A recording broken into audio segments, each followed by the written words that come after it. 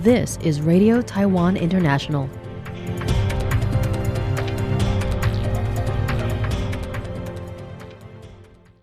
Welcome to the news on Radio Taiwan International. I'm Michelle Chang coming to you from Taipei, Taiwan. We begin with a look at today's top stories for Wednesday, August 27th.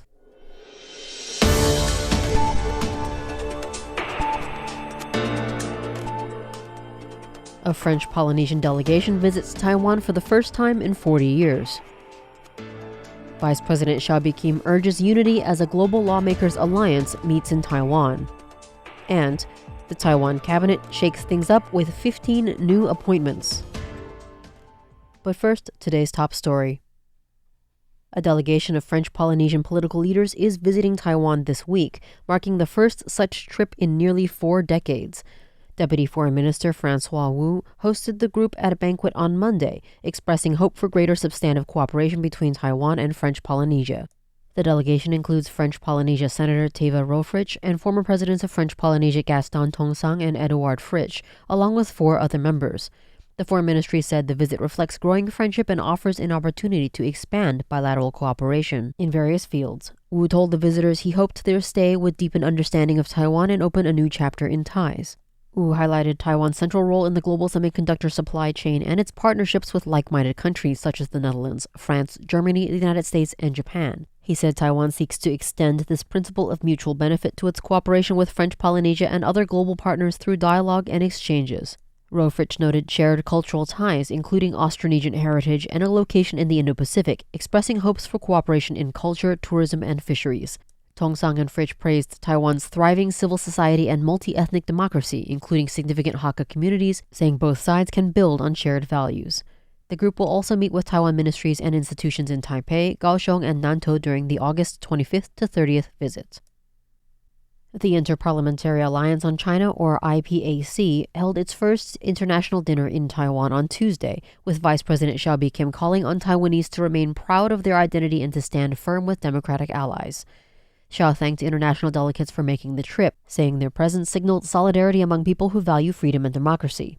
She said that unity must come not only from international partners but also within Taiwan itself. Acknowledging the difficulties of Taiwan's democratic journey, she said history shows the island has endured hardship for centuries, yet its people must never give up the right to choose because they are Taiwanese.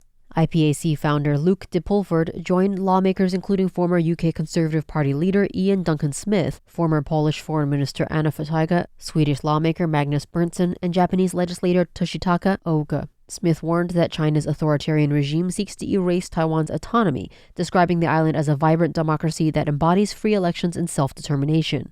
Speakers emphasized that Beijing has wrongly cited United Nations Resolution 2758 to exclude Taiwan from international organizations. They stressed the resolution did not place Taiwan under Beijing's authority nor strip its people of dignity or participation. Smith underscored Taiwan's global importance, saying it stands at the front line of the struggle between democracy and authoritarianism, symbolizing Asia's future of freedom and resilience. Taiwan's cabinet is preparing for a major reshuffle, with 15 appointments announced on Wednesday. A press conference is scheduled for Thursday to detail these changes, which officials say aim to address public sentiment, enhance communication, and expedite policy implementation.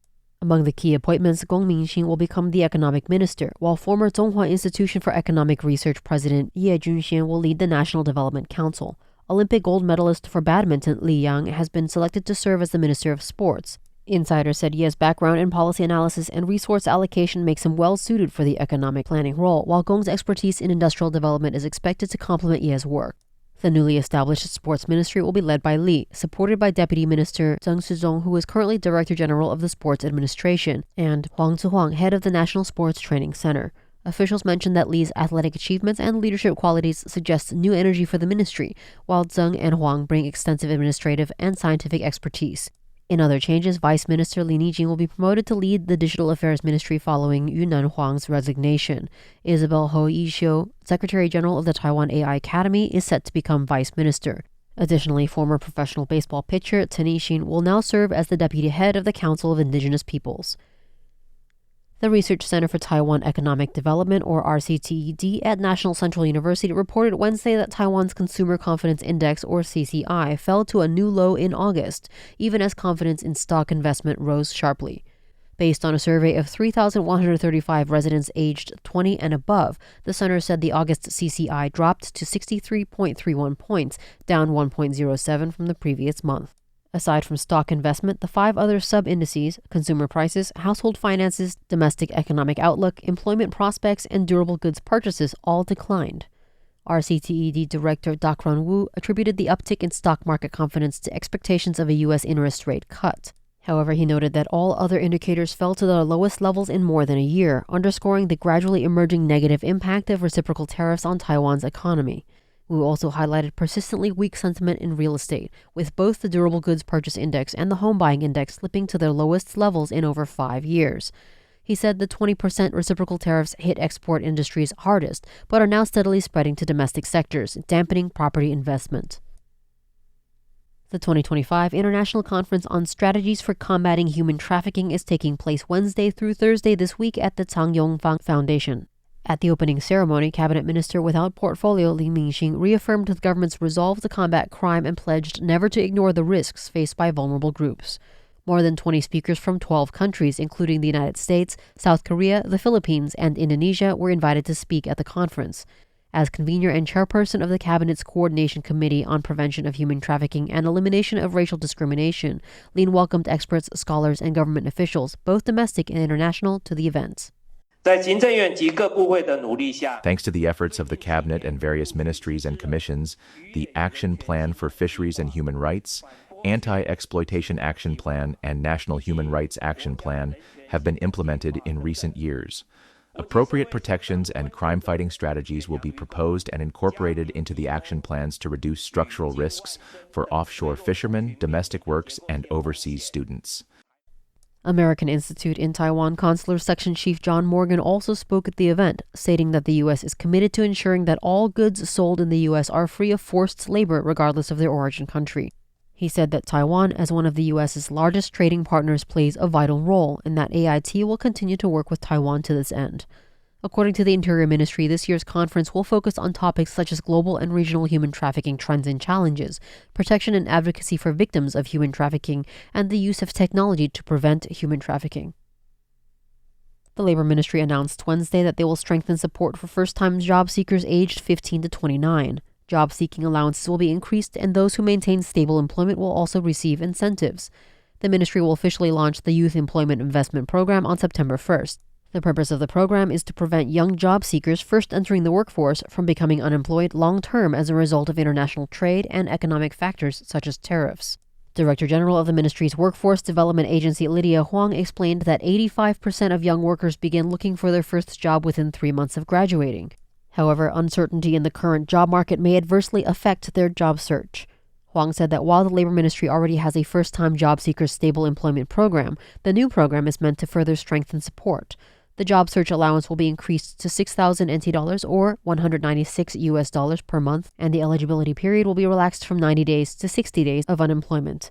Starting next Monday, those aged 15 to 29 who are not in school, not employed full-time, and have been unemployed for 60 consecutive days can receive a job search subsidy for a maximum of 3 months.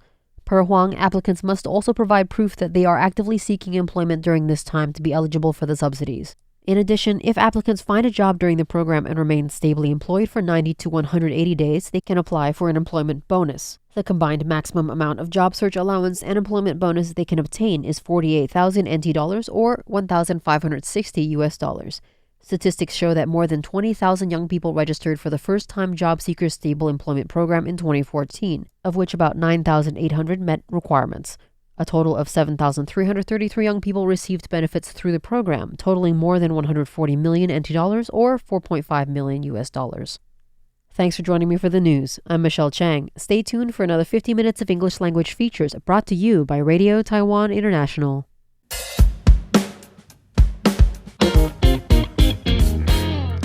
Apple Podcast, Google Podcast, SoundOn Podcast, Spotify. You name it, we're on it. You can find selected shows produced by RTI's English team on different streaming services. All you have to do is search for the show or type RTI. Find an episode you find interesting, hit play, and you'll learn more about Taiwan and its people.